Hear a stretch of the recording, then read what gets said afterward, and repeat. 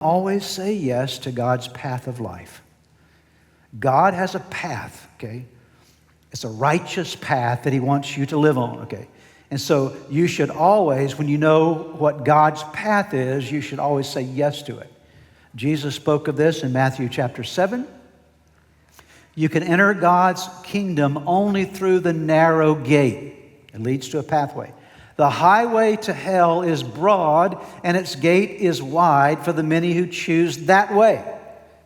But the gateway to life is very narrow, and the road is difficult, and only a few ever find it. So here Jesus is describing two pathways, two gates, two roads. One is a narrow one is a wide one. One has very few people on it. The other is a wide path to hell, a path of destruction. And Jesus said, you've got to choose which path you're going to say yes to and which path you're going to say no to. And Jesus said, you want to choose the path that leads to life. Amen. Now you say, well, there's not a whole lot of people on that path. That's okay. Just make sure you're on it. You say, well, there are people that I know that they're not following the same path I am. That's okay. You just make sure you're on that path, because that's the path that leads to life. The gateway to life is very narrow. The psalmist in Psalm chapter 25 makes this statement. It's actually a prayer to God. He says, show me the what path? The right, not just any path, but the right path, O Lord.